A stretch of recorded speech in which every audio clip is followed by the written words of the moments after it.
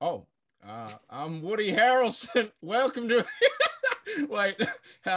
When I host a hero storage, what is a hero storage? Oh my god! The audio is cutting out here. Hi.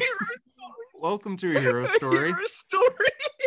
Welcome to a hero storage, where it's a comic book podcast where we talk about comic books like Venom comics and Venom movies. I actually don't know. I fucked that up so bad. A hero storage. For the people on Spotify, SoundCloud, iTunes, Google Play, wherever you're listening. If you're not on YouTube right now, Harper has Carnage. I don't know. What do you call this? He's Woody Harrelson, essentially. I'm over a picture of Woody Harrelson's face. That doesn't sound anything like Woody Harrelson. I have my virtual background set to just a very odd-looking photo of Woody Harrelson. Who plays Carnage? About the same amount of hair. Look. Yeah. Oh, that's why you shaved your head. Yeah, to look like my idol, Woody Harrelson. Do you have like a red afro anywhere in your house? Like I heard he spoke about that. He was he did. Afro was bad. Oh, really? Yep. Yeah, because he has completely different hair in this. Speaking of completely different hair. Yeah, Harper, I know we're going to talk about Venom. We're going to talk about What If. Sean and I actually just got out of the theaters for Venom. We literally, I can't believe I'm here. Yeah. I just got out of my second theater showing Venom. We'll get into that.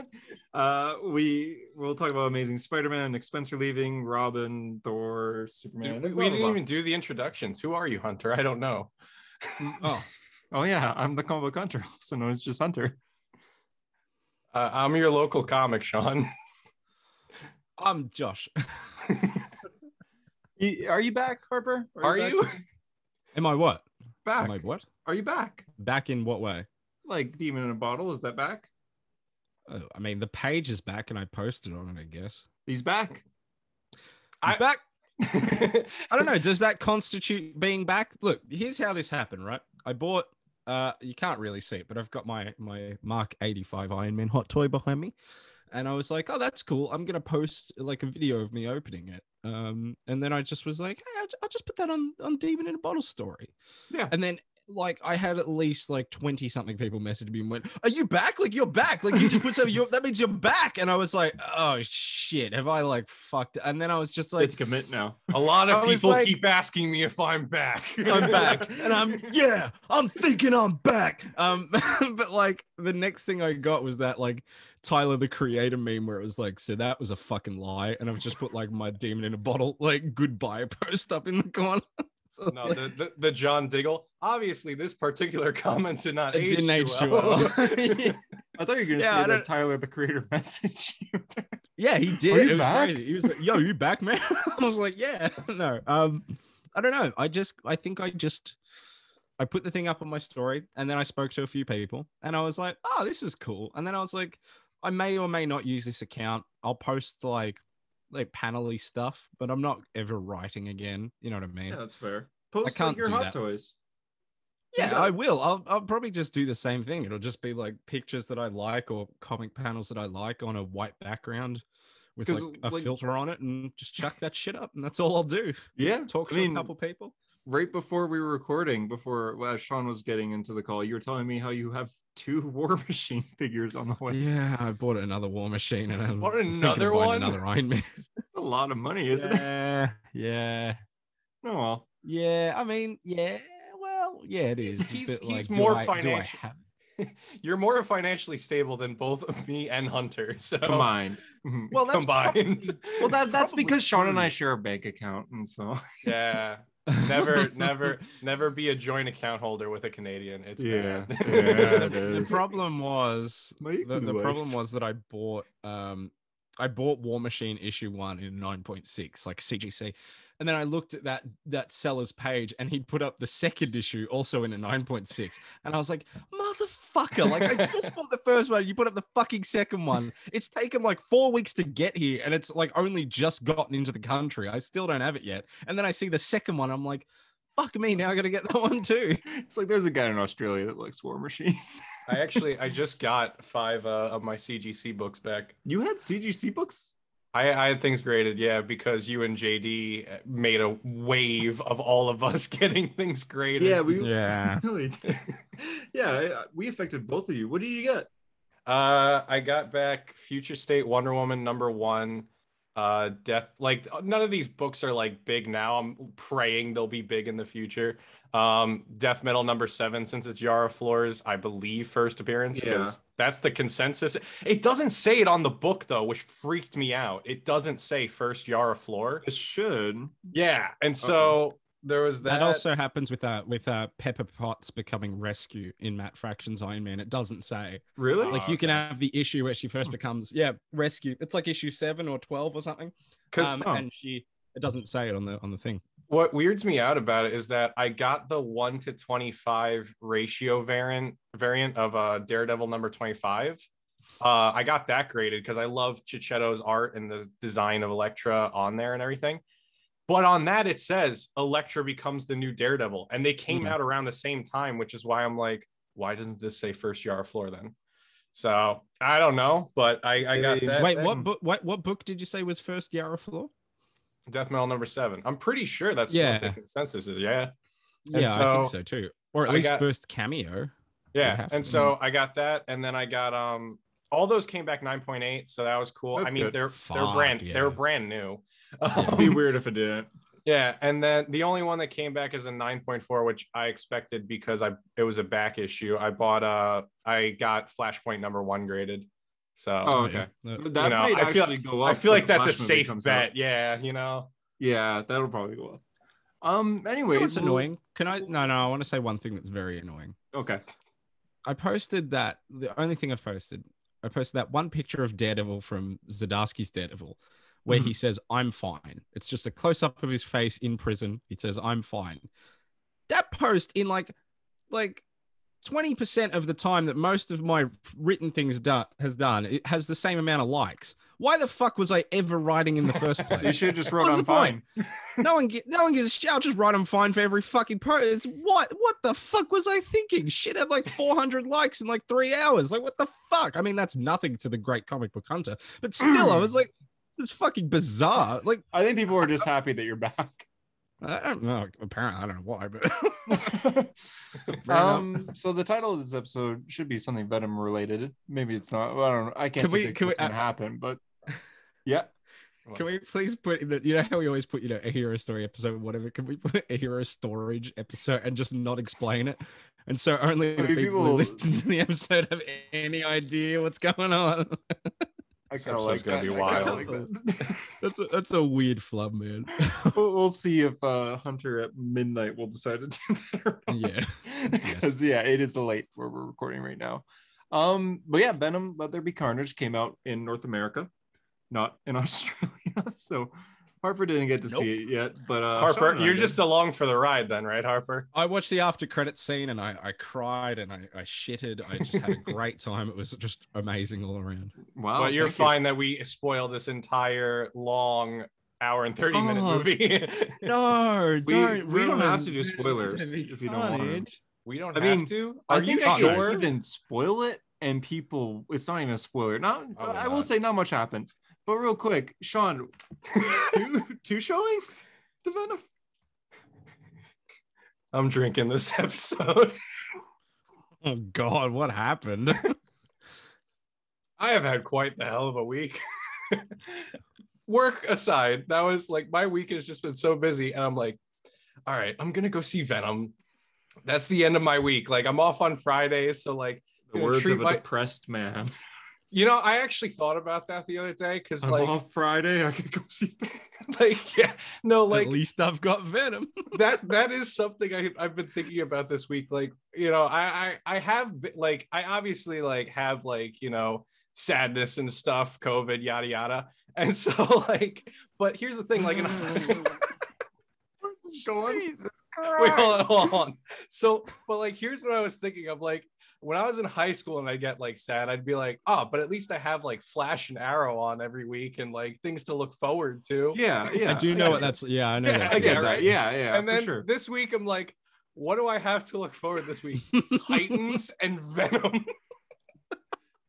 And then you go to Venom.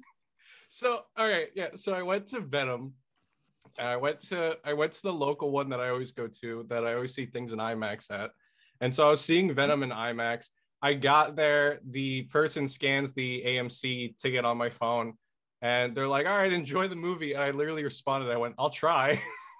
so, and so I get into the IMAX theater, and I will say, like, getting there. So we got to, like, you know, they don't play many trailers for IMAX. They played Eternals. They only played like 3 or 4 trailers. And then the movie started. And as the movie was starting, like, I was having a horrible viewing experience while it was happening. I will be honest. So I was kind of grateful what happened, because during the beginning of the movie, like, just waves of people kept coming in late and blocking the screen for me. Same with me. Yeah.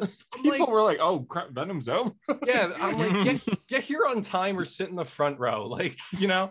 And so that happened. So then people, like, I'm still like very COVID paranoid. And so I sat like to the side where nobody would come near me. And this whole group of people just like showed up, and they were like, you could tell they weren't going to their assigned seats because they were looking around. And then they were like, yeah, right behind this guy's good. And I'm like, you're behind that, you're a local comic shop. Yeah, right. And I was gonna make the same joke.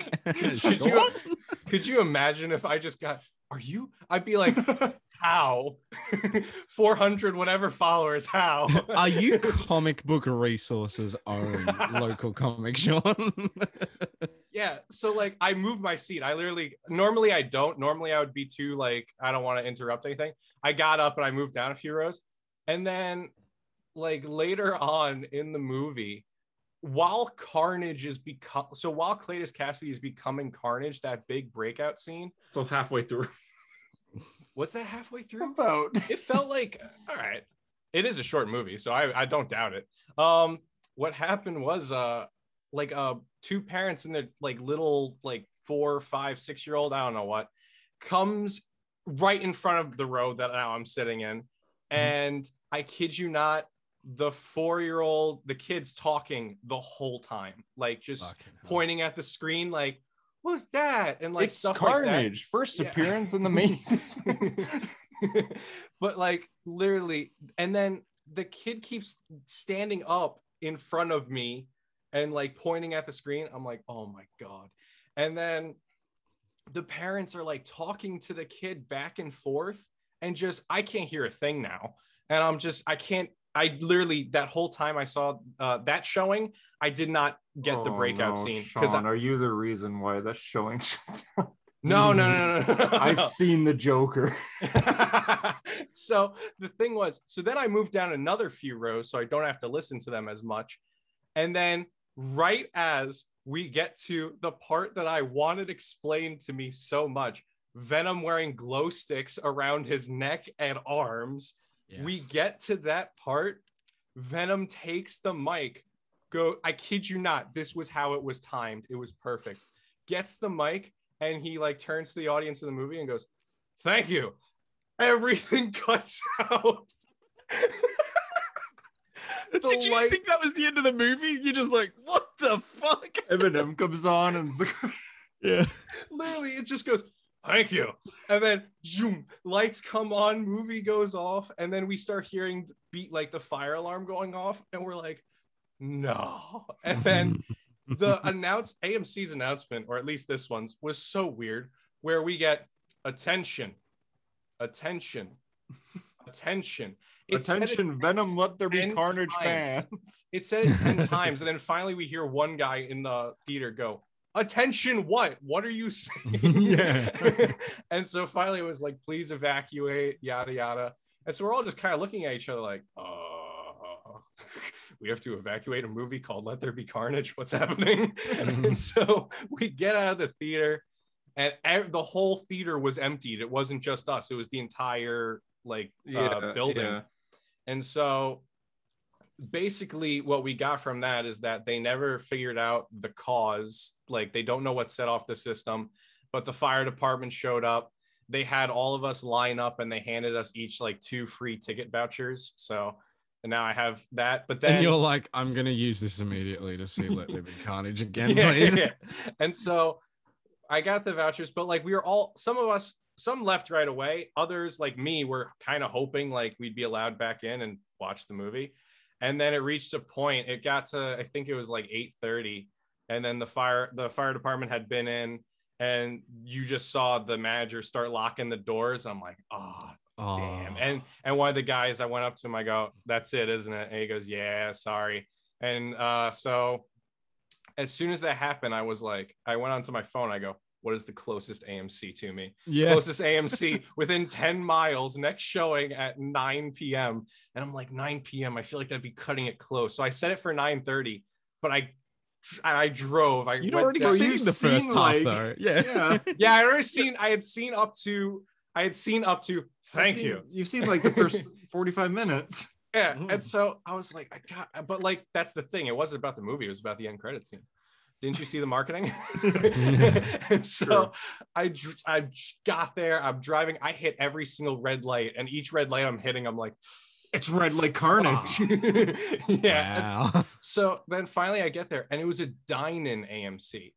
It was, so I guess like they bring you, they bring not AMC, but I had never been in one before, so like I'm seeing everybody. Did they bring out the menu and they had eyes, lungs, pancreas, so many snacks, so little time. Oh my god. Or what is it? Eyeballs chewy on the outside. And so I got in there, and I couldn't believe I made that either. I got there just in the nick of time, and I couldn't find where it was. Like, it was in like kind of a shopping mall area. And so I was like, I saw the big AMC logo behind the other buildings, and I'm like, oh, okay, so it's in the heart of this thing. And so I tried cutting through Barnes and Nobles to get there, and they had the other doors locked, and I'm like, it's right there. And so they're like, yeah, no, you gotta walk around the building this way. They tell me how to get there. What a fucking weird it's so weirdly set up. Yeah, you gotta go down the back alley for Carnage. Yeah. And so I got into the theater, I sit down, and I'm just like, I made it. And then with that, because it was like a regular showing, then they actually showed us more previews. So it was like, oh my god, I thought you were gonna say you missed some of it. No. So like I had already seen up to thank you, and now I had to watch even more previews to get back to that point. And so Harper, you'd like this. They did show Halloween Kills. So yeah, for me too. I was like, oh, that's a pretty good trailer. They showed some trailer. Did you guys, Hunter, did you have the Lamb trailer? No. Oh my god, I had a trailer for some movie about a child that's born with a lamb's head. It's like a foreign film. Oh, I know what you're talking about though. Yeah. I was like, what? I was like, what's going on? And then we saw the Far From Home trailer. I'm like, all right, finally. I saw that too, and that was the best part of the movie. That's the first time I saw it on the big screen. And so saw the movie, but I'm just like, wow, I can't believe crossed to get here. I was gonna say, did you do it? Like a bad part of Venom for me. Now, we'll actually get to the movie now, but I thought it was kind of boring. The fact that you had to go through. Wait, did we just jump into the review already? I mean, I got so focused on Harper going, did you do it? Yeah. What did it cost? A lot of gas. I was gonna say a lot of gas and like 3 red light tickets. I really hope none of your jobs hear this episode of the podcast where you go, oh, I ran like every fucking red light. I think I didn't go through the red lights. I got stopped at them. Oh fuck! Oh, okay. No, I didn't go through them. Harper, it's Venom, me. I thought you. It's me. You really? I thought you were just busting through red lights. I had like sirens on, blasting Eminem. Venom. I played that on repeat on the way. I gotta say, the new song doesn't hit as hard as that. No, I was hoping Eminem would mumble like Carnage. Got that bread though, but I'm still sour. Why is he so sad? What is it? It's like cheese in a paper towel roll. Hunter, please bring up the thing. So I sent to the group chat last night. I was like, do you guys find it weird that this new like Venom song by Eminem has a part where he references 9/11? And everyone in the chat went, what? And then I was like, yeah. And I sent the lyrics, and it's a part where he says, feel like what does he say? I had the lyrics pulled up from before. Because okay, literally quote, Eminem says, so a lot of this pain isn't healing, no escaping it. This anger is spilling, almost like recreating a feeling of 9/11 when the second plane hit the building. And then there's a sound effect. Yeah, you hear right? like a plane like. Yeah, and Hunter told me. Hunter's saying. So you know when you're listening to when you're in a theater, right? Credits come on, rap songs come on, and every time there's a swear, it's like it kind of like pauses, fade out. Yeah. It happened during the 9/11 part. In the credits for Venom Let There Be Carnage, like they faded out for a second, and then and that was the end too. Then it goes back to like the chorus. Well, they also didn't include the other two verses by the artist, right? Or was they just included me? The second guy and then Eminem. Yeah, they didn't include the first guy. But the fact that like you said before the show, you were like, yeah, even Sony was like, we can't really include that part in the credits. Eminem. What was Eminem thinking? Like, what was his like? What is like the first bar he has is him making a reference to sourdough bread because he's like, got that bread though, but I'm still sourdough.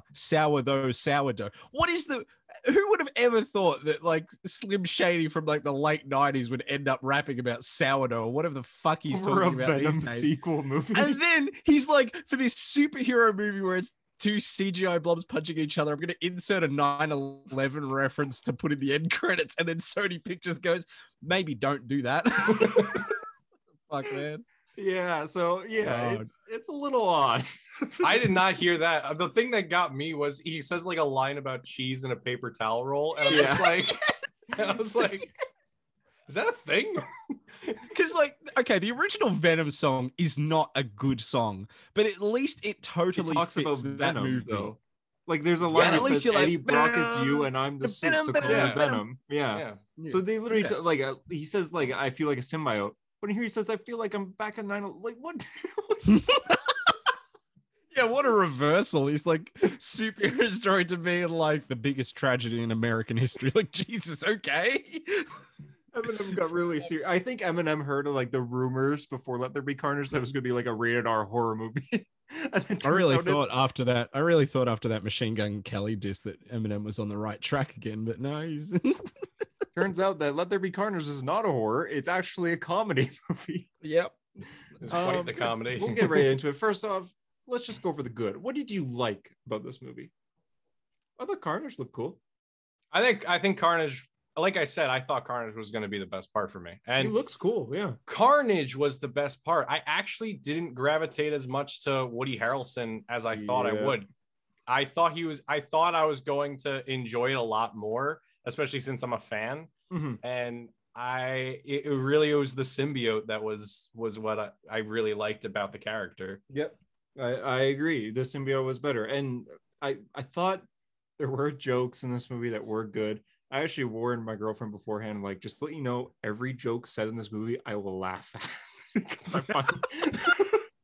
And turns out I did, except for the Woody Harrelson stuff. I didn't, I just love the thought of your girlfriend just looking at you as you're like. well, one good thing, just like Carnage says, I started to laugh at, then I stopped because there's a part where.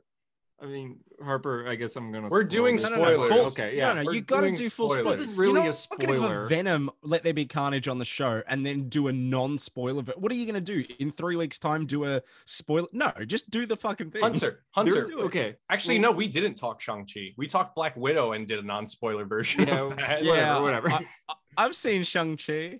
There's a line where Carnage says... Let there be carnage. Says it. Awesome. And he goes, but he says it like with pause. He goes, boom, let there be. And as he says that, I started laughing, like, oh, he's saying the line. And then he says carnage, but he like screams it. And he's like, carnage. And like, I got chills and like the theater like shook. And I was like, oh, okay. He means that shit. Yeah, I was like, oh, okay. Seeing it in 3D, that would probably add something to it. Yeah, like it shook. Can I ask a question? Of course. Can I ask a question? Of course. How is Big Carnage? But he wasn't that big. How is Big No, I thought there was the scene where he gets really big. That was in a TV spot. Does he not get big? His legs like grow up like he's stilt man. Oh really? I thought he gets giant. Does he not get giant? No. He's a little bit bigger very than Venom. misleading. No, that was just to sell the jumbo size Funko Pop. Oh my god. You're right. There's that TV spot where he looks like he's the size of a building. Does that never happen? No. I mean, he's not the size of a building, but he is big. Big Carnage. No, he's just like I the know size of Venom. No, he's like no. In that scene, he is like 3 times the size of Venom because he's just like eviscerating Venom in that scene. I'll take it. Yeah, to quote Star-Lord, did we just lose? he because like Venom like punches him off the church and then his legs go out and go on the ground, so it's like he didn't even get fall back, so he's like Stiltman essentially. Awesome. Yeah, and that's when he says let there be carnage too. Like, yeah, I'm gonna pretend that too. There's a Spider-Man reference. There's a spider and Woody Harrelson goes, oh. Well, that's not the only Spider-Man reference. No, it's not. Well, we'll get into it. Mm-hmm. By the way, after all the nonsense I went through to see the movie, that's why I am treating myself. I would say the fight is good. It's only one fight. Venom and Carnage, they meet, they fight, and then the movie ends, essentially. Yeah, that's the movie. Which I will say, not opposed to the runtime. Because, like, I don't see expanding this movie further. Yeah. I mean, I feel like you could have given more to Carnage, but, like, I will say I did like the way they explained Carnage's backstory with the cartoon style. I thought that was pretty cool. They did like flashbacks of Woody Harrelson's life, and yeah, that was one of the jokes I laughed way too hard at. Cletus Cassidy writes Eddie Brock a note, right, explaining his past, and he writes it like on a postcard. I'm just gonna use a Pokemon card as a reference here, and he writes it like a long. What card is it? What card is it? Hatena. So he writes it like along here and then down, and he does like a spiral, right? And so it's a very small text. And as soon as he gets it, Venom gives it to him and goes, "Are you pen pals with an ant?" Just oh my god, I couldn't stop. I had to like really calm myself down because it wasn't even like he was joking. He was serious. Like, are you pen pals with an ant? Chelsea's next to you, just like really concerned, looking at you like, okay. God. I had to like cover my mouth because it was like the scene was over. I was like, can we address the fact that Venom kills innocent people in this movie? Yeah, he does. He does. Because spoilers again. So basically, Venom and Eddie go through a breakup. They have a rough patch in the movie. Literally, and it's like a relationship. Eddie screams at Venom to get out of his house and starts throwing his bags out. Yeah, I like that. That's funny. Yeah, and so like Andy Serkis said, this is a love story. It really is. And it even ends with Venom at the end of the movie going, "I love you, Eddie." And Eddie even makes it like a big deal. He's like, "Did you just say you love me?" I kind of like that. I'll be honest. I like that they're going that ridiculous with it. I will say it's like another thought I had is like the most Venom I read all of Donny Cates, and obviously that's a darker version of Eddie Venom. Brock is serious there. I was trying to explain that to my girlfriend, and I like couldn't. She was like, "Oh, Eddie Brock is serious in this movie." I'm like, not really. And like that's the thing I was trying to think about. I'm like, all right, this movie's a comedy. Like, I obviously haven't read all the Venom comics, so I wouldn't be able to know if there's storylines with him being comedic in the 90s. Yeah. That's the thing. Like all I have to reference that I've read is Donny Cates Venom, the beginning of Flash Thompson as Agent Venom, and then I just the one issue where Venom beats the crap out of Black Cat. I'm like, I don't know if Venom's a comedy character. After reading those, I mean, he has heart. He does have heart. I will say, if we're going general, what did we like about the movie? I can honestly say I enjoyed this movie more than I thought I would. I didn't hate it. I didn't love it, but I did have a good time. I think it's like, it's not perfect. It's certainly not perfect. Like there are definitely things I think could be lost here. I actually really liked the detective. He was Patrick Mulligan. I liked him. I felt he had a great character, especially when he had like the flashbacks, like, no, this person's not, I killed her. Like she's not here. Like I thought that was very good. Cletus Cassidy's girlfriend didn't really, if we're getting to the bad, Cletus Cassidy's girlfriend, Shriek, was it? Yeah, Shriek. I didn't really terrible character. It just, I didn't like, here's the thing though. I think about it because I'm like, you know, I felt like it wasn't necessary, but then I think about it and I go, all right, then what would Carnage's motivation be in this movie? Just killing spree, honestly. Exactly, His but like his name. I know, but like the thing is, that's like every Carnage storyline that at least I've read. It's just Carnage kills people. I felt like this. Yeah, I know, but I feel like this made yes, Harper, whatever your name is. Sorry to interrupt, Mr. Gribben. Yes. I believe that's your name. I'm in class right now. Okay. Okay, I'm sorry. I'm gonna say, from my illustrious fandom horror movie background, that I think that works to just have a villain like Carnage, and I think it's actually a good thing that the symbiote is more interesting than Cletus Cassidy is, because I think just having a killer, like a great white shark Carnage, not obviously not a venomized cat, you know what I mean, but like not having a motivation, just being like, I am going to let there be carnage, and that's just that. I think that's really good, because I think if they explored that more, you could literally have Eddie be talking to Venom, be like, what the fuck does this guy want? And it's just like nothing. He just wants to just wreak havoc. You know what I mean? I like that. Yeah.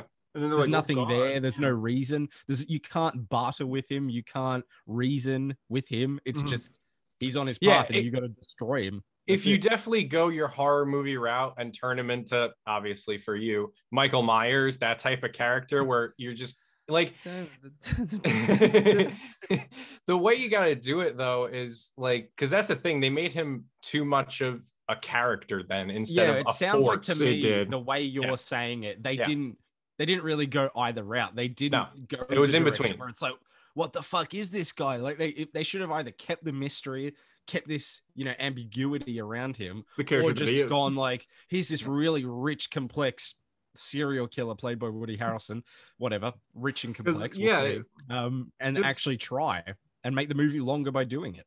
Just for like a kind of a backstory, Harper, Cletus's character in this, his motivation is he's trying to find this girl named Shriek that was in like an asylum with him, who has Black Canary's powers, and he wants to marry her. That's his motive, and she's also crazy. So he tries to find her, and then he's like, we're gonna marry each other, love, just like we used to dream of.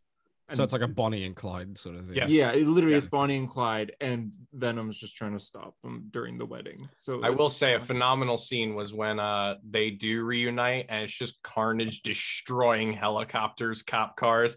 That was a great scene. I enjoyed that.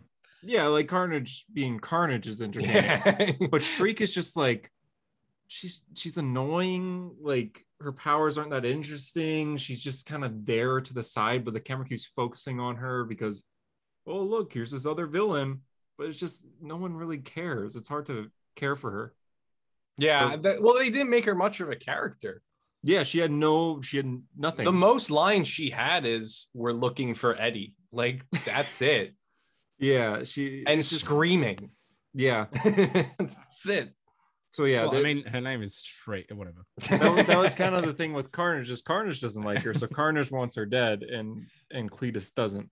So that's where Carnage and Cletus kind of collide. They disagree on that, which was kind of interesting. Mm-hmm. Yeah, which was kind of interesting because the thing was, it was always I am Carnage or whatever in the comics. Like, they're one, they're unified. So it was kind of interesting to see them have a Venom-like dynamic where they acknowledge each other as two separate beings. That I wasn't expecting. I expected it to be We Are Carnage. Not We Are Carnage, like I am Carnage. I just thought it was going to be Woody Harrelson getting morphed into this other being, because even that's how he transforms. It's not like Venom where it's like he, emerges where he emerges from Eddie. It was more like, he morphs into Carnage. And so that was something I was expecting to see, but they did end up having them be split personalities, which is a gripe I have with this movie, because Carnage's motivations just come out of nowhere. It's just, I want to kill Venom. And it's like, okay, why? Yeah, I want to kill Venom. Like, literally, that's it. No reason at all. Yeah. Like, I could understand if it's going what Harper wanted with the horror movie aesthetic, and Carnage is just killing people because it just shows that he's an animal on the loose, murdering everyone. But he's specifically targeting Venom, and there's no like He doesn't say history. why. Yeah. Yeah, there's no history like in the comics or like in Absolute Carnage or whatever to be That's a like. red one. Yeah, that's it. Like, Mhm. there's nothing to be like, oh, I'm targeting Venom because it's just Venom must die. Yeah. That's it. That's it. So Which, yeah, all right. plot's kind of just all over the Wow. place. Yeah. Real quick, we'll just talk in credit and then give a final score. Did I have Yeah. anything else to add? What do you think of Venom and the glow sticks, though? It was odd. Okay, Harper, you know, in those superhero movies, like the superhero movie trope where they're out in public and everyone's like, wow, cool costume, man, where'd you get it, kind of thing. Yes. That happens, but it's Venom. No, you Yes. you fucking Yes. kidding me? He's an 8-foot fucking goo alien. How do you What teeth that movie was? Oh, thank you. And they're No, just but like, what? where'd you make that costume? And he's like, I am the costume. Harper, Oh that's my God. no. The question is, they go, is that Japanese? He goes, no, I made it myself. Yeah. Oh my God, what the fuck? And So so it's like, what are But, these like, people on? here's what I say: when Venom straight up murders innocent people in this movie, because he leaves Eddie, he's just body hopping until the person dies. He's like, all right, gotta get a new host. Like, that's in this So he movie. goes to a nightclub and he keeps going to people, but since they're like intoxicated, they're like not fully balanced and they just die. Choke on. Oh, so that's how he's killing people. Yeah, they like Yeah. choke on their own vomit and stuff. Ah. He's like, damn it, need to get another Oh my host. God, that's not even Yeah, he's not even fun. No, yeah, I mean, I was hoping they'd at least be fun. yeah, it's just kind of odd. I mean, Eddie's just like, you can't eat people, you can eat chicken though. So he has 2 chickens in the apartment, and Venom's like, no, they are my best friends. Oh my God. That's a good picture of I'm so glad they picked a 6-year-old man to play Cletus Cassidy.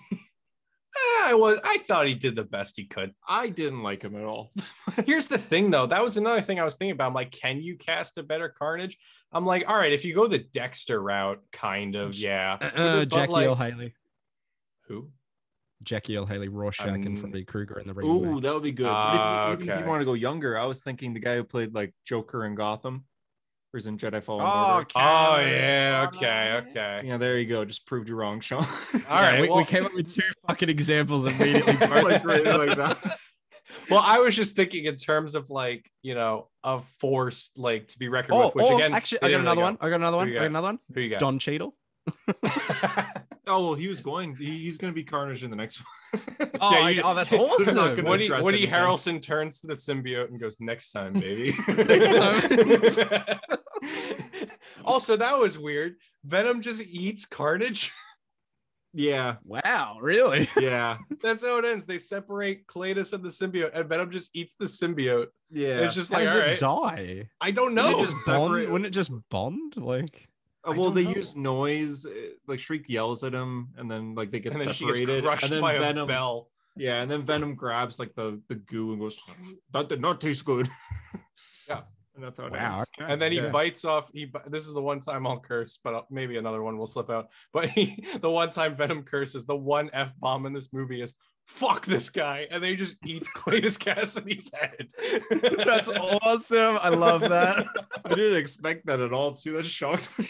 Just Fuck this guy. Yeah, because like Eddie, I just wanted a friend, and then that's what Venom said. yeah, but I'm just like, fuck this guy. That is very funny. I like that. Like that's the thing. I had a good like. It definitely was better that I got out of the first showing, because the first showing I was getting Oh, irritated from obviously. all the distractions. Mhm. But then when I got into the second one, I'm like, I'm having a good time with this. God. um so end credit scene, which is what this movie was advertising, saying this is the best part. Harper actually watched this, so you can help us review it. Harper spoiled the whole thing already, minus one detail that was inaccurate. I had no idea that was legit. I saw it and I said it on the podcast because I was like, oh yeah, apparently that really dumb like sounding after credit scene is fake. And then I said it wasn't fake. It was absolutely 100% real. The only thing that was missing was the "I hate this guy." Instead, it was just "this guy." Yeah, he just says this guy and then licks the yeah, it was And- equally as weird. I'm Hold gonna on. blow your mind, Sean. Okay. Yeah, Sorry, this is say what actually- you're gonna say, because I told Harper already. Okay, I thought they were teasing Null. I thought so at first really? too. I thought they were teasing Null because At Venom, first, yeah. like they're laying in the bed and like Eddie's like, well, what secrets do you have? And Venom says, he goes, oh, well, you wouldn't understand the millions of knowledge of the hive mind. And he says the hive mind. I'm like, that's Donny Cates' Venom. And so I thought when he's like, well, I'll share a little bit with you, I thought we were going to see Eddie's eyes do like the red swirl. And I was like, oh my God, they're actually doing Null. I was like, they're actually doing Null in the third movie. I'm like, already. I feel like that would be cooler then. Yeah. That's what I thought was going to happen. Because then everything started to shake. I thought we were going to just see black. And then we were going to get just like the red spiral or like a glimpse of something. I'm like, there's no way they're actually doing Null. But they might actually be doing Null. And then it wasn't. But that's what I thought it was going as soon as I heard Hive Mind. Well, let me blow your mind here.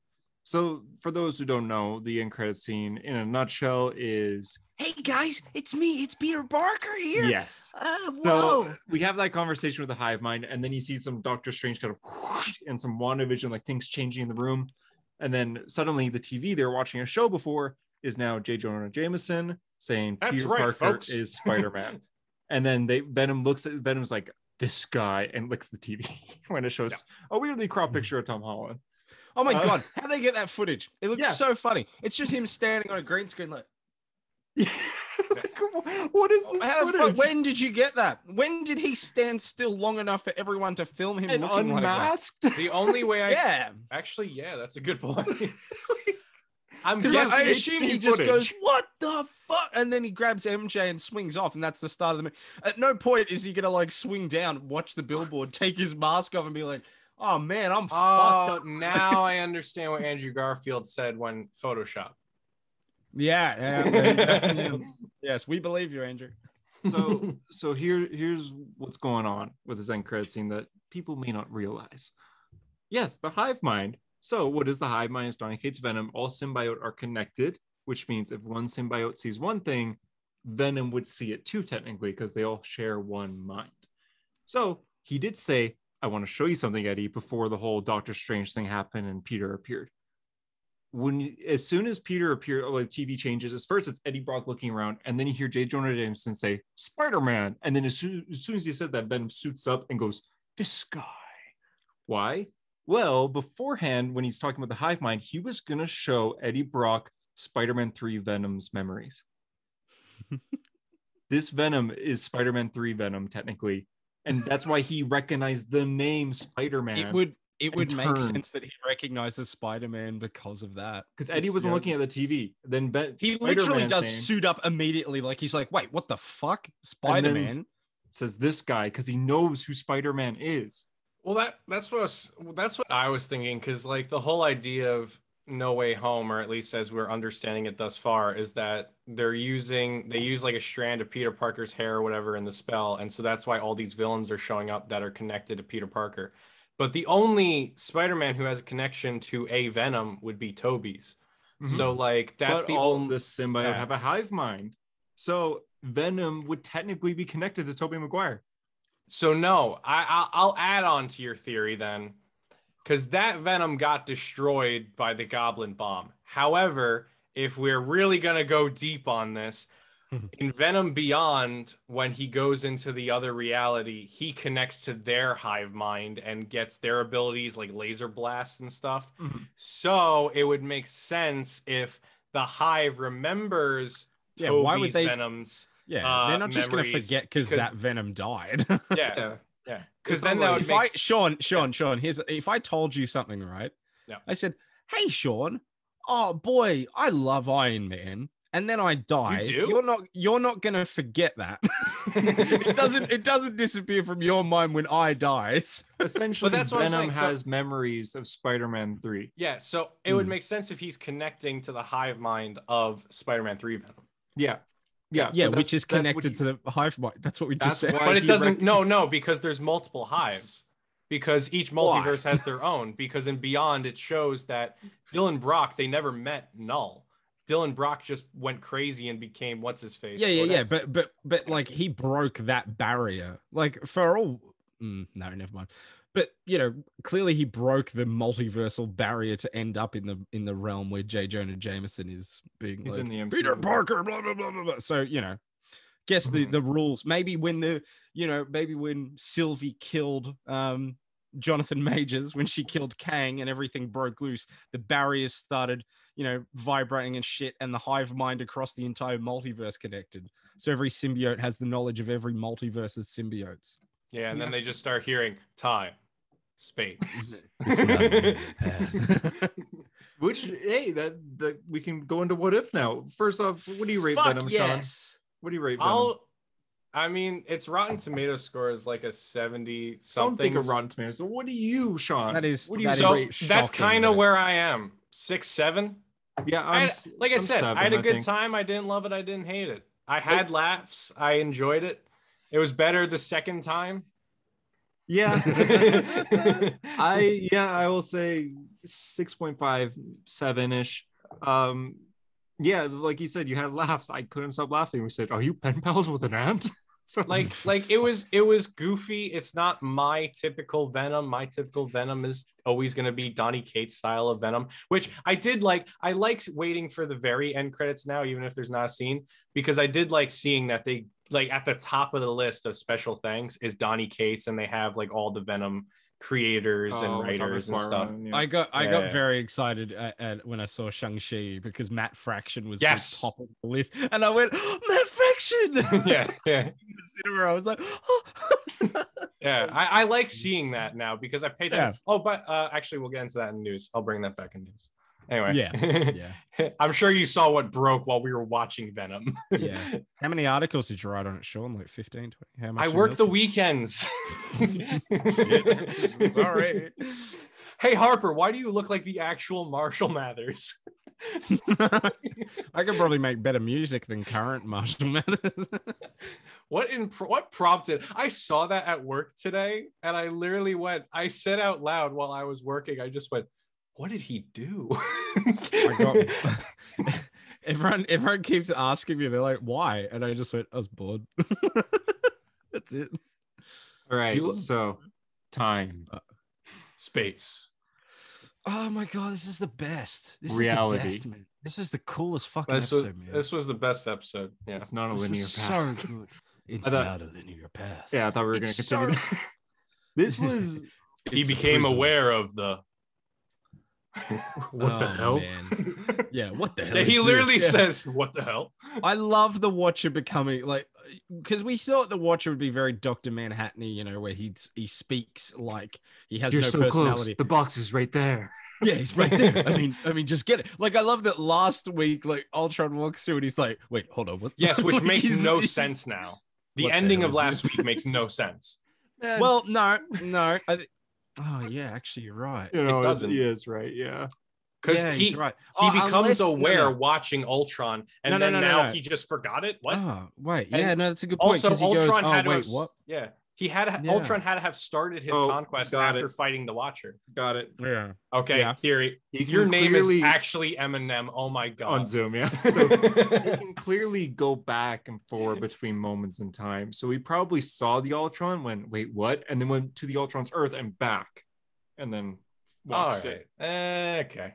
No, but I still see what Sean means, because like if in that episode, like if instead of going, oh wait, what? And then Ultron walks through, if he went, oh no, like, he's he's already started.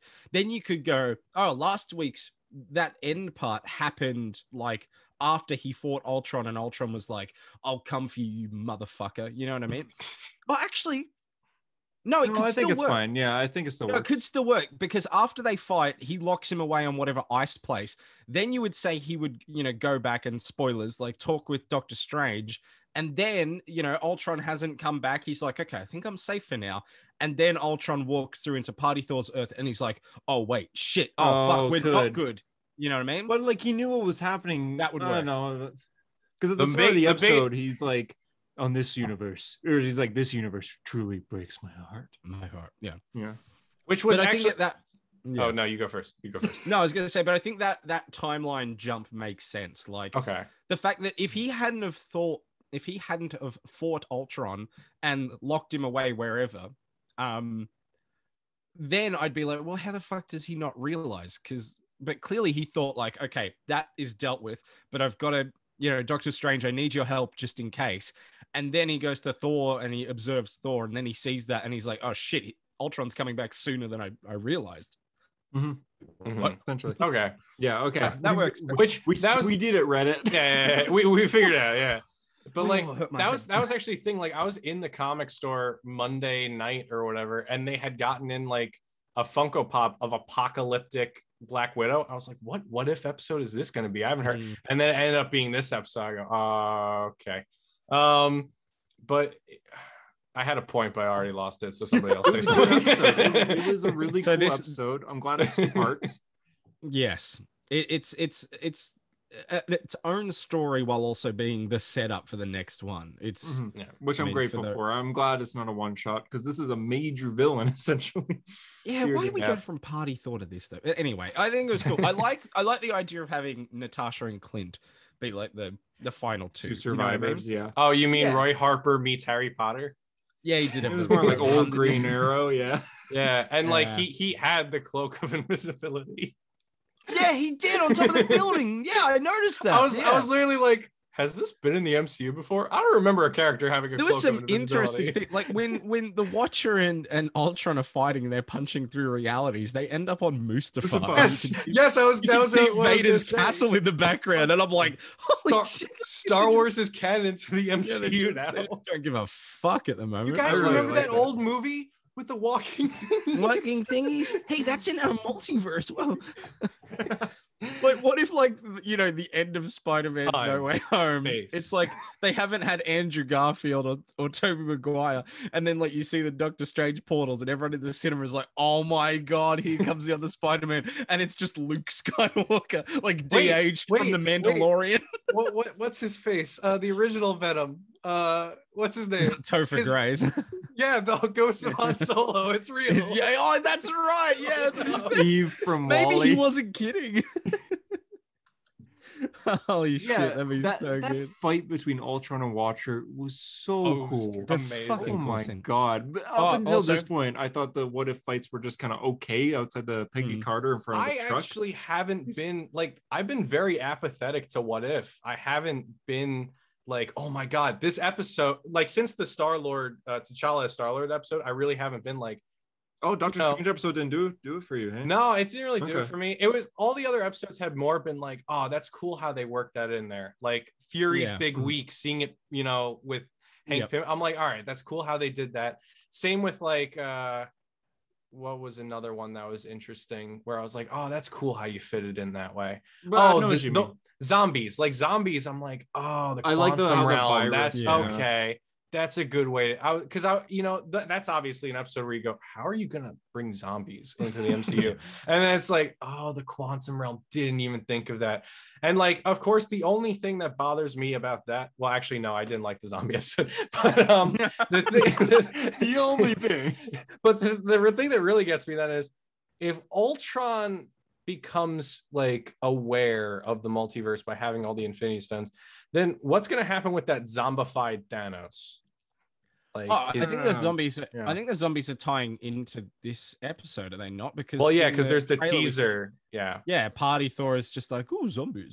What a great idea! Somehow, because that's the only episode really, when you look at it, that it doesn't tie in with this, because Killmonger is going to be part of the Guardians, and then everyone else is part of the Guardians as well. Peggy Carter and T'Challa, Doctor Strange. Well, it's going to be the zombie. It's going to be Zombie World Peter Parker, most likely. That's the other team member. No.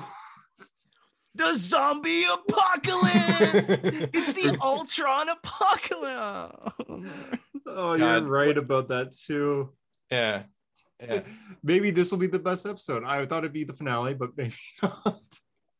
Give it a shot. Don't count your chickens before they hatch, Eddie. Can't believe that we lost the Tony Sakar episode. You might not have, because here's the thing. I definitely have. Do you know why I know that I have, Sean? Why? Is because the showrunner went, the episode that we had to cut was a Tony Stark centric episode that was really funny, and I was like, but like Thanos Gamora is probably going to be in the next episode, right? Yeah. It makes no sense because like it can't be the Gamora from Ultron's universe where he like lasered Thanos in half because like that was like whoa. I actually thought about that. I saw some people going, like, why didn't Vision do that in Infinity War? The dude had been stabbed twice. Like, and the Mind Stone was like loose in his head.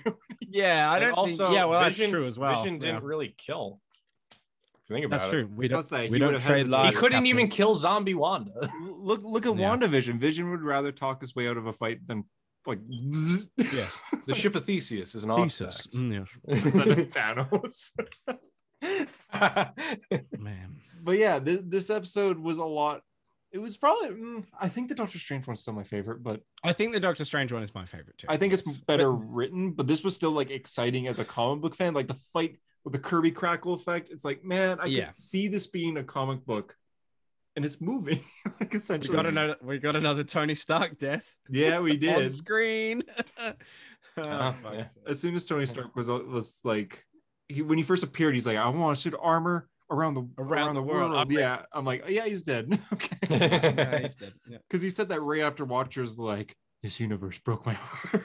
I did find the montage of like all the worlds from the MCU getting destroyed. I was like, oh, that's cool. We're referencing every world we've ever seen. Even Ego gets destroyed. It's also there is something that I noticed in the teaser the other day that I'm wondering if it's gonna be in the finale or show up like as like a post-credit scene or whatever. Is because this the Shuri and Pepper running? Well, not that. There's also a bit of like a continuation of the end of the T'Challa as Star-Lord episode where you see Ego like using Peter Quill energy. Yeah. And I'm like, that doesn't make sense to have in the finale. I think that is going to be the tease for season 2. And I think the Shuri and Pepper thing is going to be them like running and they're like taking down Killmonger. And but then he's going to get pulled. Yeah, and then that's it. And like it's not an actual continuation. It's just more of a like in the continuing adventures of this world. Tony Stark died by a pole in the shoulder. Okay. It got twisted. It got twisted in the shoulder. How graphic can we go with this show? Because I want to talk. Can I mention like a murder? Graphic. Well, not an actual murder thing. Oh, okay. I was listening to a story. It's a real story of a lady who had not an actual murder. This is a real story. She pretty much almost had her entire head cut off, and she was disemboweled, and she had to hold her intestines and innards in with one hand, hold her head forward with the other, so it didn't fall off the top of her back, like the back off her head. Really hurt his neck. And she found, and someone pulled over and found her and took her to emergency, and she lived and was able to identify the people who did it to her. Did she become RoboCop?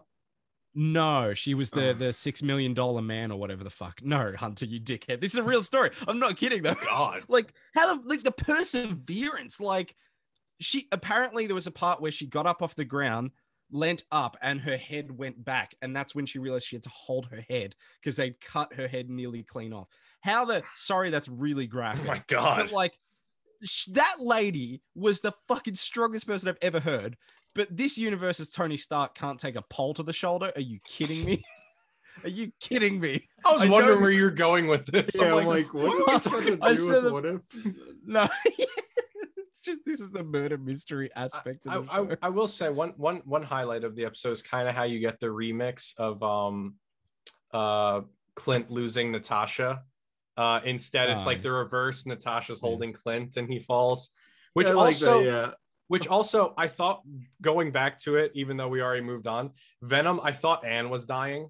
I thought we were about to see like an Amazing Spider-Man 2 where it was literally gonna be. Why we come back to Venom? Well, the thing was, so there's a scene in Venom, right, where Venom's like holding Anne, and it's even in a cathedral, like Amazing Spider-Man 2 with Spider-Man and Gwen. And so I literally thought we were going to get a repeat, but instead of the web making a hand, it was just going to be Venom's arm, like reaching out.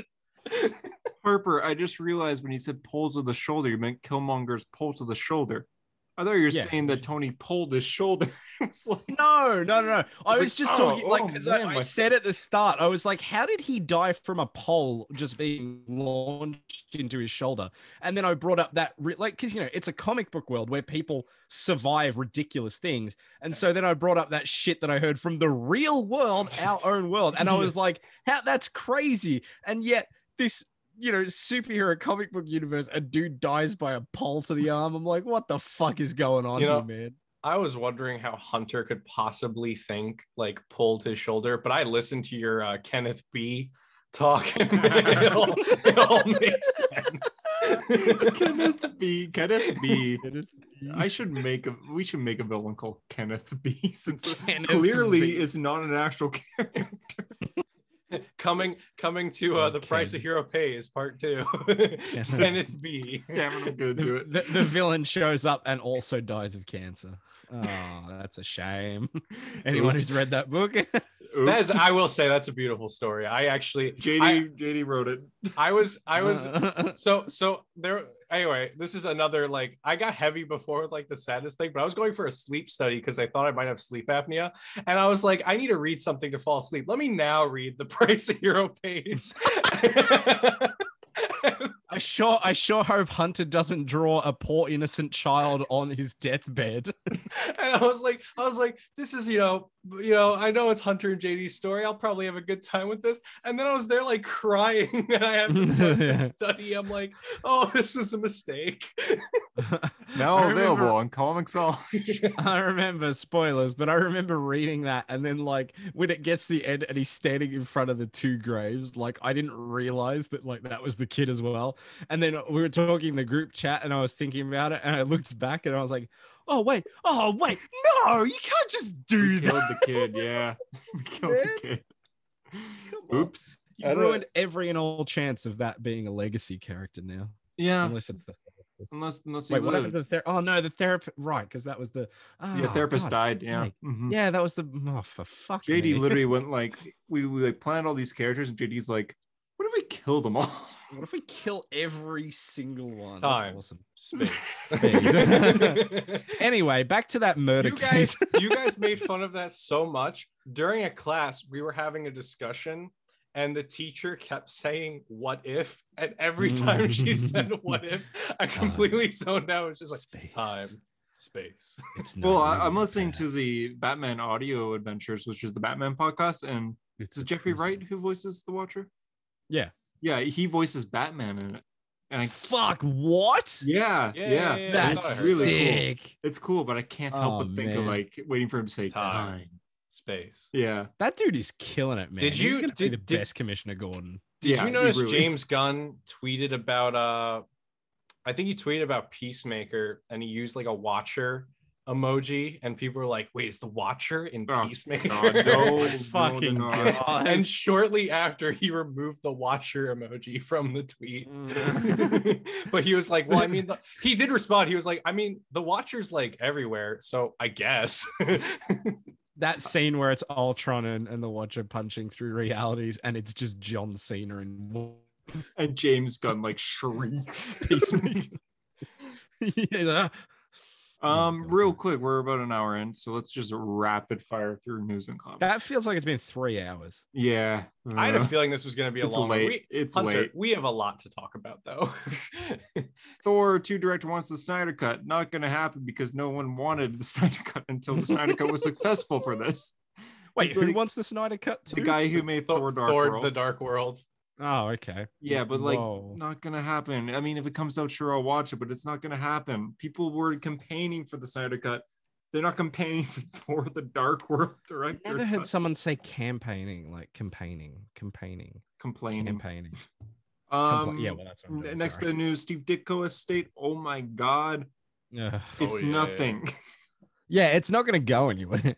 Basically, Steve Ditko's, I think, nephew. I don't think it's his heir essentially. Is filing a lawsuit to Disney and Marvel, being like, I own the rights to Spider-Man and Doctor Strange because Steve Ditko made Spider-Man and Doctor Strange and I'm his heir. So they're going to court in next year. Obviously, Marvel's going to win this. If they don't, the Watcher will see that other universe, and that means everything Spider-Man and Doctor Strange related, movies, comics, games, will be owned by this guy. This will happen in 2023. Another lawsuit was just settled in terms of news. Well, real quick, just to go off of that, there's a lot of people online that see this headline and they're trying to be like, man, Steve Ditko's an asshole. Screw Steve Ditko. He doesn't understand. Steve Ditko passed away a few years ago. He has nothing to do with this at all. At all. He created Spider-Man. He created Doctor Strange. So just stop spreading hate to Steve Ditko's name. This guy just wants the money, and he's going to get probably a little bit, but not much, because nothing's going to happen in this case. You're going to forget about it. You probably already forgot about it until you're hearing me talk about this. You probably forgot about it in this podcast. You're probably like, what were they talking about? Exactly. So Venom was wearing like glow sticks or something? So yeah, just ignore it, because Marvel will take care of it, essentially. You know how like Dylan Brock's Venom is going to have chains around his wrists? What if for just one issue that changes to glow sticks? Oh God! What were you gonna say? Lawsuit, Sean? The lawsuit between Scarlett Johansson and Disney has been settled. Oh, it has? I didn't know that. Out of court, I'm guessing. I don't know. I saw it break as I left Venom. So was that the news that you said that broke? Yes. Okay, because all I saw was the headline, and that Scarlett Johansson said it was from the Hollywood Reporter. Let's see. What was the quote? Scarlett Johansson's quote: "I am happy to have resolved our differences with Disney," said Johansson. "I'm incredibly proud of the work we've done together over the years, and I've greatly enjoyed my creative relationship with the team. I look forward to continuing our collaboration in years to come." Oh, interesting.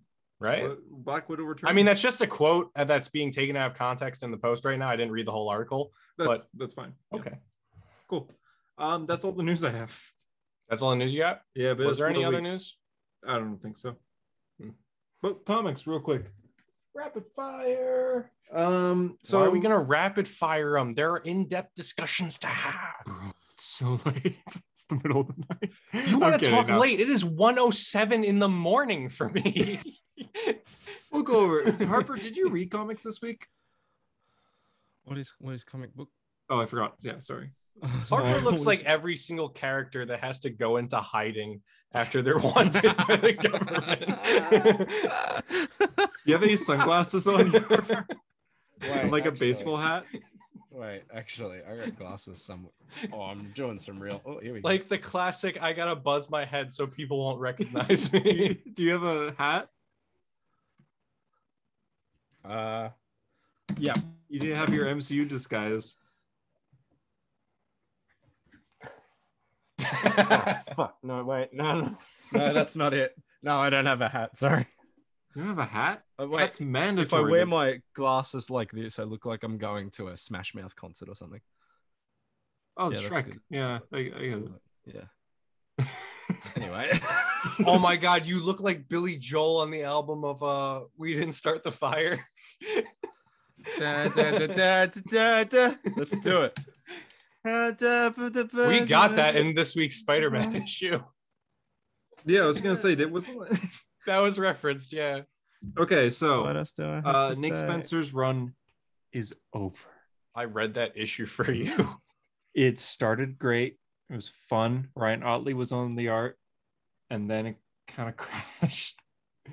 So real quick, so for the past 3 years, Nick Spencer has, 2 years. He's been on the run for 3 years, but for the past 2 years, I remember when Tyler first came on the podcast, he said he was sick of this. It's been all about Kindred, who is Harry Osborn. Kindreds. A new Spider-Man villain with giant. I saw this, yeah. Yeah, it turns out, hey, surprise, it's actually Harry Osborn is still dead. It's his AI. Then in this issue, turns out, surprise again, Harry Osborn is alive, but he's a clone. And surprise again, he's not Kindred. Kindred's AI isn't around. It's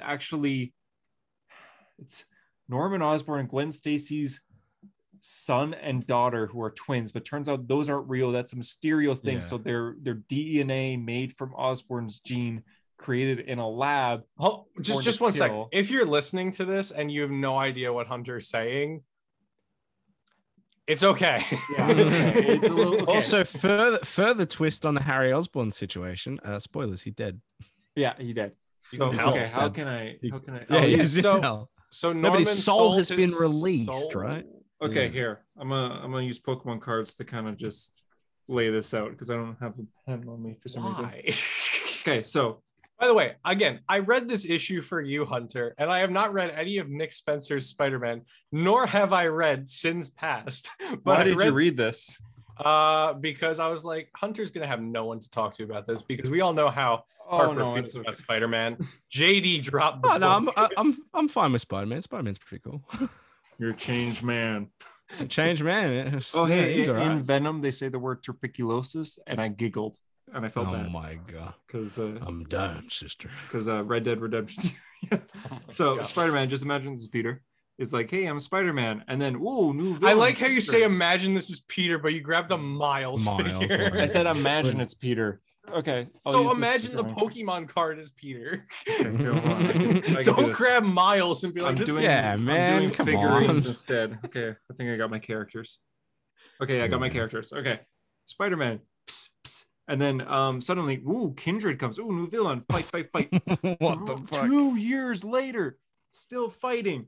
And it turns out, unmasked, surprise, it's me, Harry Osborn. I bet you didn't expect that. But Harry died, says Peter. Turns out, oh no, but I'm an AI of Harry Osborn because before he died, he uploaded his consciousness into me. I feel like Harper and I are interrupting like what you do during your alone time or something. I've rehearsed this. Then turns out, It's like that scene in Spaceballs. Did you see me playing with your dolls? No, sir. No, I did not. So Kindred's just like, it is me, an AI Harry Osborn. Meanwhile, walking around is actual Harry Osborn. What the heck is he doing here? If he's here and Kindred's there, then how does this work? Turns out, regular Harry Osborn walking around is a clone of Harry Osborn who dies because a regular Kindred kills him. So who's Kindred if it's not Harry Osborn? Well, turns out that Norman Osborn and Gwen Stacy had children, but turns out that was just a Mysterio thing that Harry Osborn's AI hired Mysterio to do.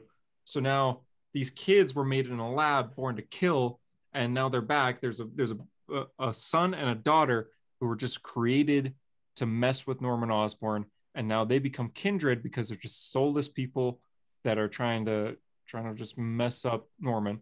But Spider-Man's trying to stop them. So these kids are just like, we have no purpose. That's why we're doing this. And then, did they die? I can't even remember if they died or not. The kindreds died.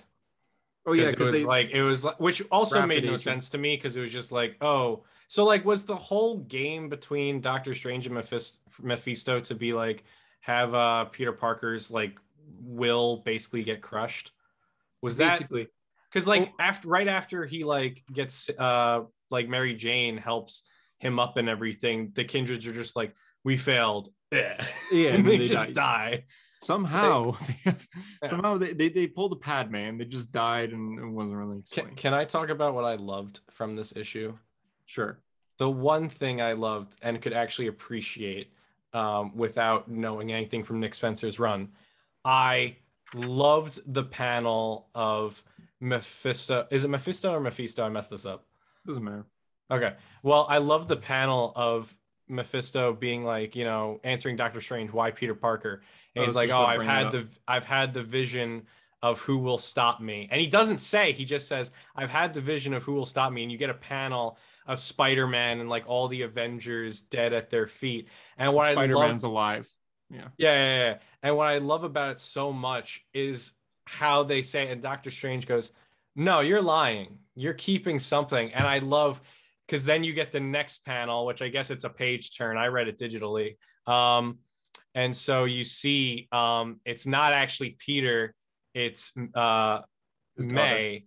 It's his daughter, which now one more day makes sense because that's why Mephisto didn't want the daughter to exist. Like that I found really cool, especially like you see like the next Avengers dead on the floor. Like I liked how you saw the same exact scenes, but then you see the slight changes. Like you see James Rogers on the floor and everything like that. That I really liked. Essentially, it's back in after Civil War ended and Peter Parker's identity was out there, he made a deal with the devil, Mephisto, saying, I'll trade you anything to get my identity back. And Mephisto's like, I'll take your marriage. So then you and MJ would have never married each other. So they make a deal, and Peter Parker and MJ's marriage goes away. So on his reasoning, Mephisto's reasoning for taking the marriage was because in the future, Spider-Man stops him. And if it's not Spider-Man, it's his daughter. So take away the marriage. No, Spider-Man just doesn't stop him. Like, no, it's not. The way I interpreted that was that it's May who stopped. That's the vision he saw. He never saw a vision of Peter. It's just that's what he makes Doctor Strange believe. Because that's why Strange is like, you're lying. Like, there's more to this story. Mm-hmm.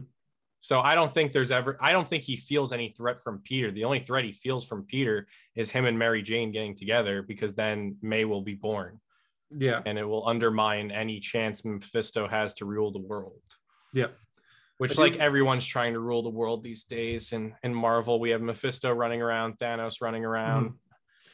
The very first issue in Nick Spencer's run, it starts with Peter remembering his old life before Mephisto affected it. And he was on top of the Empire State Building, the very tip with Mary Jane. And he's just showing Mary Jane the world, being like, I want to be with you forever. And then it's a dream because Peter. I'd love to show Mary Jane my tip. Anyway, go on.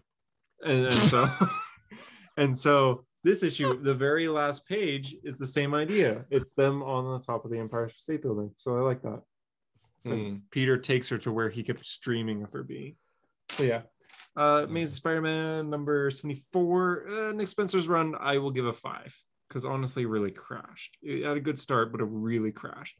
And this issue, the issue was good. Give like a 6. I enjoyed the issue. I had no idea what was going on, but I enjoyed Harry suiting up to help Peter. It was very Spider-Man 3. He even gets impaled, so it was very Spider-Man 3. I'm gonna rapid fire through the last 3 comics I read real quick. Thor was okay. It was kind of a filler issue leading up to the next issue. Miniguns on a giant cat. Yeah, that happened. It ends with Captain America calling Thor and tell him that Mjolnir's gone, because it was in Avengers HQ. Your hammer got towed. Yeah, basically. I do like how he calls him, and Thor's first words is, Captain, how nice to hear your voice. How wonderful are these devices. The world's away from me, still. And Cap's like, Thor, shut up. I'm calling you for a reason. So yeah, that was pretty decent. Robin was awesome. This is my pick of the week, actually. Really cool. The tournament that has been set up for the past 6 issues has finally begun. Mortal Kombat. Basically Mortal Kombat tournament. Mortal Kombat. I was a little sad that Raptor lost against this character named XXL, but it's still cool. It's a cool idea. I like how Ravager and Hawk and new girl, I forget her name already, the bone one, and Robin, they're kind of forming like an alliance. I'm blanking on the name. But yeah, they kind of form like alliance outside the tournament. I like that. And next issue is Robin versus Respawn. Is it Lifeline? Or I think so. Yeah, something like that. Nah, you're but close. hey, yeah, they bond. Her and Damien bond over manga. Yeah. That's all I have to say. It's good. It was a good issue, good tournament. It was mostly like you finally got to see what has been building. Mm-hmm. So. Superman Son of Kal number 3 Beautiful. John as Superman. This is the issue where Superman leaves Earth and tells John, don't go after me. Like, I'll be okay. You got to be here to be the Superman of Earth. Big part of the issue was the refugees that John saved in issue 2 or 1. 2. Yeah, issue 2. The police are trying to arrest them because they're illegal immigrants. And then John comes in and says, well, my father's an illegal immigrant. Why don't you arrest him? And they're just like, well, I mean, your dad is and John's like, do your job, arrest me. So they arrest John for being a refugee and then sends him to jail, essentially. He's only there for 45 minutes before the news gets out and the police station gets a lot of hate and all the refugees, including John, are free to go. You know, like, and that's the thing with this series. This, like, obviously this series is getting political, and I'm okay with that. I'm okay with it. Like, here, the way I was thinking about, because, you know, in Suicide Squad Get Joker, it was like, I don't know if everybody knows this, but they made Wild Dog a white supremacist, and like who charged who charged the Capitol during the insurrection and everything. Oh, And so, Yeah. like the thing Harper, we talked about this in the Lost episode when you were yeah, it's in the Lost episode. And like the thing about it is, like, I was thinking, like, in terms of story, that adds nothing for me. That's why that didn't appeal to me. That's why like, the character, the person that created Wild Dog hates. Yeah. But like, that's the thing. Like, I felt like it added nothing to the story. I felt like that was just thrown in there to throw it in here. Shock value. Yeah. And it's like, it's getting political just for the sake of being political. What I like here is that John's whole idea now is, because, you know, Superman was always, you know, truth, justice, in the American way. And now John's thing is going to be truth, justice, and the world, and for the world, or whatever. Yeah. And what I really like about it is, you know, you can have your political beliefs, you can have whatever, but I feel like what this series is stressing, I don't think it's getting political in the sense where it's taking a side and making like a absolute stance or whatever, but it's just a basic human, like, everything that's happening in this issue is just goodwill towards men, like treating people with respect, treating people well, which is what Superman represents and should represent. Yeah. It shouldn't just be American values. It should just be, you know, being kind to your neighbor and like just being kind to people in need. You don't have to get, like, obviously I could be talking platitudes here by just saying like, oh, this series, like, no, this series isn't going to talk about like political issues in depth and like try to give answers or anything. And at least it's not doing that yet. But I think this is a series worth reading because it's basically just showing positivity and being a good person. Yeah. And like, well, you can have your thoughts on immigration, you can have your thoughts on whatever, but what you shouldn't deny is that you shouldn't turn away people in need. You should still help. That's what Superman's all about. Yeah. And that's what I love about this series and what they're doing with John, because it genuinely just, to me, just preaches the message of be good to other people. Yeah. And I love that. Well said. That's all my comics. Yeah, I think that's all I read. The only other thing I read was Darkhold Alpha. I mean, I started thinking of Dr. Aphra. Dr. Aphra, yeah. Star Wars. Yeah, no, the only thing that would pertain. Oh, no, actually, no, Black Cat I read Black Cat number 10. Do you know what's going on with the whole Infinity Score storyline? No.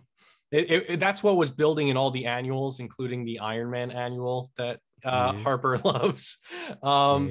This issue, she recruits Quantum, the one from the Iron Man annual. And basically, she's assembling all the stone bearers, and Fury's after her, and so is Nighthawk, because Nighthawk wants to return the world to how it was in Heroes Reborn. So he wants to use the Infinity Stones to do it. Fair enough, man. Yeah, so it's apparently this is like the end of the run. They're saying that the giant-sized Black Cat issue that's about to come out is like the end of this story. But it's interesting that to me, it's interesting that a character like Black Cat is at the forefront of like an Infinity Stone Marvel changing story.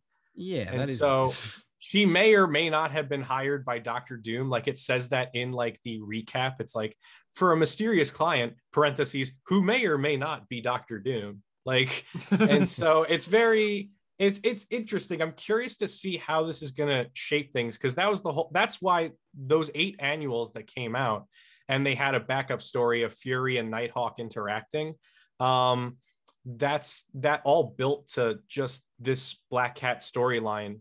So I'm very curious, especially since, well, the other thing that's strange about it, and we could jump back into Donny Cates' Thor just real quick. I know you're trying to wrap up here, but the Infinity Stones are eventually, based on Thor's nightmares, going to end up with Thanos inside the hammer. So it's just one of those, one of these series that I feel like, I know you guys haven't really been talking about, but it's interesting because I'm wondering how this is going to shape the Marvel universe, because the story is forgotten in 6 months. So that's the thing. That's the thing with it. So right now she's assembled 3 3 of the Stone Bearers. She's assembled Quantum, Star, and Overtime. So the ones that are remaining, I think it's like the Prince of Power. There's a Synthezoid that has the Soul Stone. I don't remember who has the 6th stone. Okay. But yeah, I'll tie in. Yeah, it's interesting. Yeah, GG. Thanks for listening.